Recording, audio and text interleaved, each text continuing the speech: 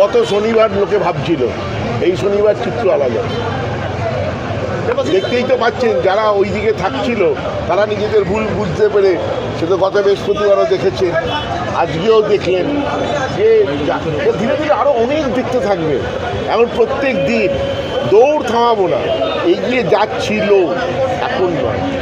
এখন চিত্র পাল্টাবে, আর বেশি তাড়াতাড়ি চিত্র পাল্টালে গোল হয় না কিন্তু। লাস্ট মোমেন্টে যে ওইখানে রিচ করতে হবে সেই, আর বেশি হাত দৌড়লে লাস্টে গিয়ে হাঁপিয়ে পড়বো, বলটাই পাবো না তখন। দেবাশিস এই জায়গা থেকেই প্রশ্ন, আজকে আপনাকে আটকাতে নেমে পড়েছেন প্রেসিডেন্ট, আপনি যাকে প্রেসিডেন্ট বলছেন তিনি আজকে নেমে পড়েছেন আজকে ময়দানে, কি বলবেন? টুকুদা তো যেদিন প্রেস কনফারেন্স করেছে সেদিনই নেমেছে, আজকে নতুনত্ব কী আছে?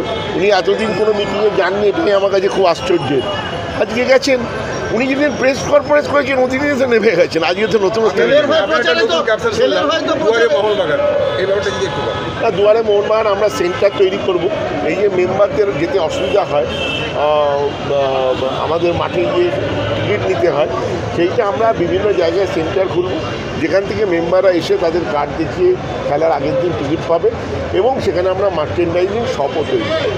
ছেলের হয়ে প্রচারে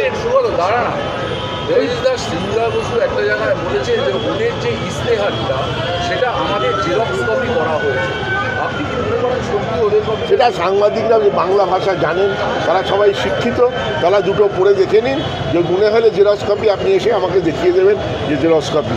কেন এইটা নিয়ে ওনার বক্তব্যের কোনো উত্তর দেওয়াটা বোকা। এখন যদি উনি বলেন এখন দিনের বেলা, তো আপনারা আকাশ যদি না পড়তে পারেন আমার তো কিছু করার নেই। দেখুন ছেলের হয়ে প্রচারে তো উনি কোনোদিন নামেননি, আজকেই প্রথম নামলেন। কেন প্রেস কনফারেন্সই তো বলেছে আমার ছেলের জন্য আমি ভোট ভিক্ষা চাইছি। আপনি তাহলে শোনেননি ওনার প্রেস কনফারেন্সটা? আপনাকে আমি প্রশ্ন করছি, আপনি তাহলে আজকে নতুন কোথায় নামলো? তা সেদিন মানে দাঁড়ান, প্রেসে কথা বলা কি লুকিয়ে কথা বলা? সেটাও তো জনসমক্ষে। আপনার প্রশ্নগুলো ঠিক হচ্ছে। সেদিনও সদস্য বাহ, প্রেস তো আরও বেশি, সব সদস্য সমর্থক দেখতে পারবে। আমি এই যে আমার ইশতেহারটা খুললাম কেন প্রেস কনফারেন্সের মাধ্যমে, সেটা কি সদস্য সমর্থকদের সামনে নয়? আপনারাই তো প্রতিচ্ছবি সমাজের। আপনি গণতন্ত্রের একটা পিলার হচ্ছে সাংবাদিকতা, সেই সংবাদ মাধ্যমের দ্বারাই তো আমরা মানুষের কাছে পৌঁছই। সেটাই তো আমি করেছি, উনিও সেটা করেছিলেন, ওনার ছেলের জন্য ভোট ভিক্ষা চেয়েছিলেন।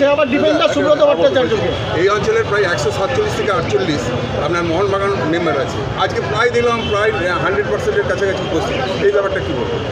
দেখুন, আমাদের মেম্বাররা অত্যন্ত বুদ্ধিমান, তারা চিরকাল যোগ্য লোককে বসিয়ে এসছে, তারা সবার মিটিংয়ে যেতে পারে, তারা শোনে বক্তব্য, তারা ভাবে নিয়ে বক্তব্য, ভোট ভেবে যোগ্য লোককেই ভোট দেবে, সেটাই ইতিহাস বলে এসছে। আমার আজকের পালসটা দেখলাম, মেম্বাররা যোগ্য মানুষকে হয়তো খুঁজে পেয়েছে। আর একটা ব্যাপার হচ্ছে যে আপনি বরাবরই দেখছি সম্বন্ধে খুব শ্রদ্ধাশীল, এবং একটা জায়গায় বললেন যে আমাকে টিকিট না চাইলে অসুবিধা নেই, আমি কিন্তু টিকিট চাই।